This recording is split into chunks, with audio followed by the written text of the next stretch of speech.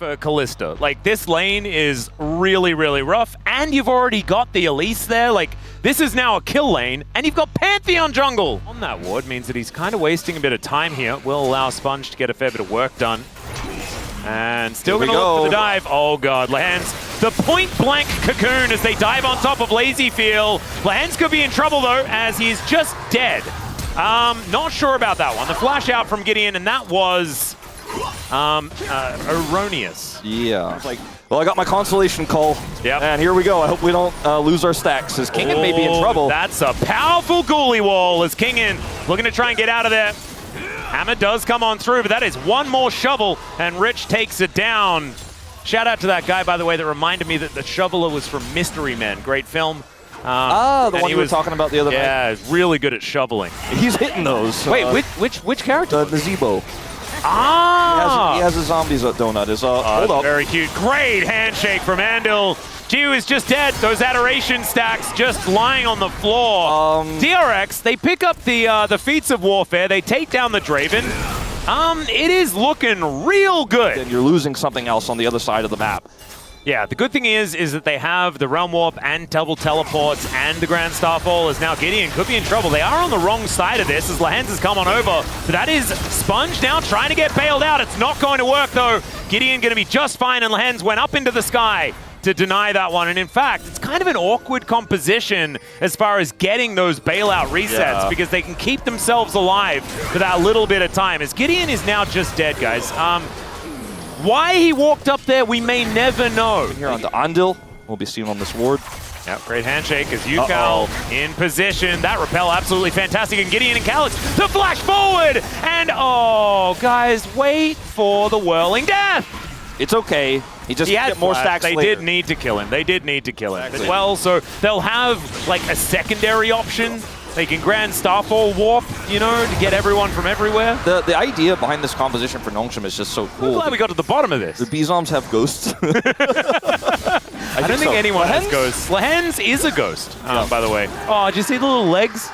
And then he was dead. The client doesn't believe in ghosts, so you can't see it. But how would this give Sponge here? You know, he gets to force Gideon to come down. He almost is able to secure this Gromp away. Realm Warp, though, is being employed. Yeah, and there is the Grand Starfall as well. Hostile takeover, though. They're just fighting each other. Still, in goes Gideon, and they're splitting their focus. It doesn't quite work out, and now Gideon, not enough of a wall, as the Draven's cashing in, ladies and gentlemen, from across the map. Rich wants to get bailed out. It almost happens, but Kingen just dives on top of Andil. He needs to get Fates called, and Nongshim will finally find their team fight. And look at that, 1.4K! A Ghost Blade. He also cashed a call as well. Yeah. It's just insane. So the Draven was too big to fail. It is now. Mention it. Well, he's just going to walk towards two people. He's going to say stand aside, and they're going to say, all right, flashes out of the way of the hostile takeover. That's another kill, but Sponge, he's able to offer one back. Still, I think you're happy to take that trade to get more money onto your Draven. As the Rich Herald will get a charge. Yeah. And Rich is going to get a turret in return. I know this looks exciting in cinematic, but his teleport still completes now. It doesn't get canceled. Kingen looking for Rich, and he's got Gideon there to turn up alongside him, and the Maiden just has to watch as Yorick goes down. Calyx looking for Lazyfield, and the flash out immediately just because of the menacing presence of the guy carrying a book around. Walk around the corner when I'm going for a bathroom break or something too. Like I just like instinctively press F in my mind. Yep. No. It's okay for Draven, especially Draven that has a Renata, but it doesn't have a Renata in this game. It's playing into one. Yeah, if it was like the old Rush Bloodthirsted Draven, I'd be feeling really good about it. It looks to be just getting worse rather than better. We had that DRX stat earlier this week on Nongshim's previous match where we were showcasing, as King gets a turret here, showcasing that their early games are the worst in the league. At 8 minutes, they are always behind. Well, they stuck to it. Supposed to do anything about it as Rich puts himself in the ghoulie cage. It's just going to be like they're hoping that the Rend is enough to rush this down. I mean, they have Kalista, so they have a lot of secure here, but I don't know if they're going to win the fight, even if they get the secure. Oh, this is so difficult. Yeah, Yukal on a decent flank angle, and they might be able to get the Otacon, but can they actually get out alive? That's the question. Grand Starfall comes in, Gideon straight into the ghoulie wall, though, as there is the ulti from the Kalista helping Andil out, and he is not dead yet. They do manage to take down Lehens. Down goes Gideon at the same time, but Calyx is a monster. Yukal still at full health as Jiu chasing after Lazyfield. He's able to pierce his way over the wall. And now, UCal and Sponge, they should be enough to take down like a 500 health Draven. So a 2-for-2 trade in the end, and Otacon. One, even though LazyFeel got chased out of the pit. LazyFeel is not going to get bailed out of this one, ladies and gentlemen. He is big time dead. Yeah, he's been caught there a few times. Really working as the Baron has spawned 45 seconds ago. And Nongshim in position to try and fight for this if there is some sort of attempt. Realm Warp to come in though, and Rich finds himself in a very uncomfortable position. Giu, though, is just fighting against UCal. That charm had to land.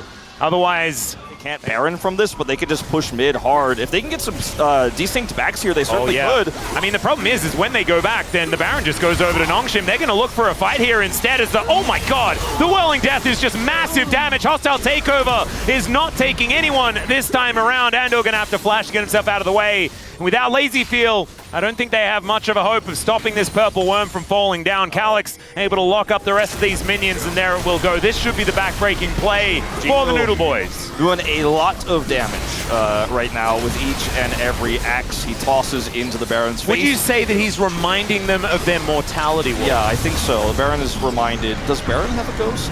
Oh, that's a good question. Was that little purple thing that we saw there? Like immediately afterwards? And then this push in mid lane and top lane. So the Dragon, not something that Nongshim really care about here, as Lahen's just going to be dash cannon around. He didn't have full information of who was in that banana brush. I mean, they're just stopped a bunch of backs. Stopping backs and winning the game. Yeah, that would have been solitary Chemtech Dragon and Lahen's for Nexus.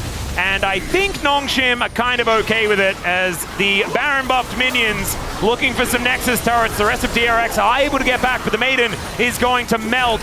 And there are still minions here. My god, even the Shock Blasts are really scary now as Andil does find a knock-up and a handshake onto Calyx, but he just goes golden. Gideon is in amongst it. LazyFeel hop and map at the Whirling Death. It should be enough to take him down, but never mind. The bailout is actually pretty good to keep him standing.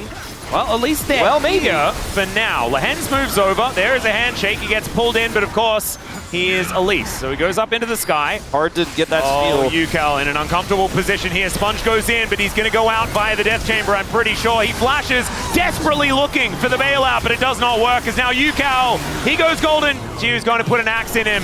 And yes, they managed to get the kill onto Calyx here, but at what cost is the question. Gideon will be able to just jump on top of the Callista. Andil, no way out for him either. Stand aside, good sir, says Giu. And he's just able to throw that Whirling Axe. My god, that does a lot of damage. There's the ace here for Nongshim. Felt like it was pretty inevitable as 9,000 gold the lead. And they will just move with so many packets of Ramyun towards this Nexus and take it down. Really well played here by Nongshim. Love the composition, the execution, and the Draven was a bit of volatility that I didn't necessarily want. But, you know, they played it well. They got that cash in from top lane, got the turret, got the co, and he said, what about the early game? That's not it. These were some of the best highlights from today's matchup. Which moment was your favorite? Let me know in the comment section below. This is OP, and I'll see you tomorrow. Take care.